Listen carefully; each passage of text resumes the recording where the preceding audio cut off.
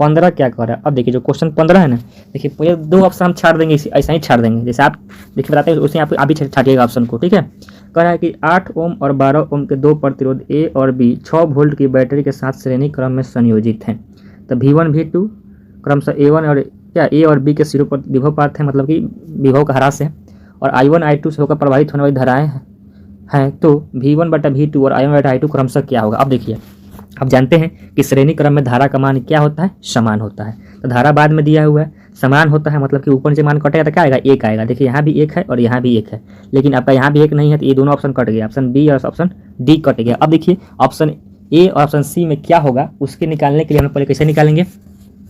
अब देखिए हम कैसे निकालेंगे, तो पहले हम लोग आर इक्विवेलेंट का मान निकाल लेते हैं, ठीक है। क्या आर इक्विवेलेंट का मान क्या होगा, अब आर इक्विवेलेंट का मान निकालिएगा तो आपका मान आ जाएगा क्या, आपका मान आ जाएगा जोड़ने पर क्या आ जाएगा, आपको जोड़ने पर आपको आ जाएगा 12 8 20 आ गया, ठीक है।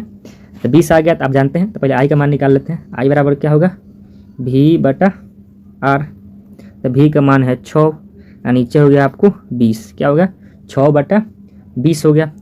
2 से कटाइए, 2 तिहाई 6 और नीचे कितना हो गया आपका 3 से 2 से, हाँ 2 तिहाई 6, नीचे कितना हो गया आपका, और नीचे हो गया आपका 2 से कटाएगा तो 10 हो गया, ठीक है। क्या हो गया आपका नीचे 10 हो गया। तब आप जब 10 हो गया तो क्या हो गया, तो जब भाग देंगे तो क्या होगा, आई का मान कितना हो जाएगा, तो ऊपर 0.3 आ गया, मतलब कि आई का मान क्या आ गया आपको, आई का मान 0.3 आ गया, ठीक है। आई का मान क्या आ गया 0.3 आ गया, 0.3। अब देखिए अब आपसे क्या पूछ रहा है, आपसे V1 V2 पूछ रहा है, क्या कह रहा है कि V1 V2 पूछ रहा है। तो V1 V2 निकाल लीजिए अब।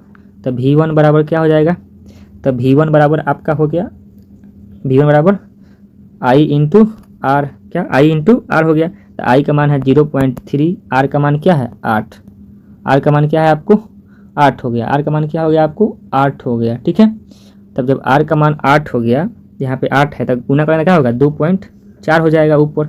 अब V2 का मान क्या आ जाएगा आपको, तो V2 का मान आ जाएगा यहाँ पे फिर 0.3, और यहाँ पे क्या रखिएगा, जब V2 निकालना होगा V2 तो फिर क्या 0.3 गुना करना पड़ेगा किससे 12 से, तो कितना हो जाएगा आपको 12 तिहाई 36 हो जाएगा, ठीक है। मतलब V1 बटा V2 का मान आ गया 2.4 बटा 3.6। अब इसको कटा दीजिए, तो कटाएंगे तो पहले पॉइंट लगा देते हैं, तो अब कटाएंगे इसको तो कितना होगा, आप 12 से कटा दीजिए, तो 12 दूना 24 और 12 तिहाई 36, मतलब कि V1 V2 का मान आ गया कितना आपको 2/3 आ गया, ऑप्शन नंबर सी। और आपको बताए थे कि दोनों का अनुपात अब निकालना नहीं, ऐसे आई का मान नहीं निकालेंगे, क्योंकि अब जानते हैं कि श्रेणी क्रम में धारा का मान क्या होता है, समान होता है, इसलिए इसका आंसर क्या हो जाएगा आपको ऑप्शन नंबर सी हो जाएगा। इसको आपको ध्यान रखना पड़ेगा, यहाँ पे इसका उल्टा लिखा हुआ है, ठीक है। आते हैं क्वेश्चन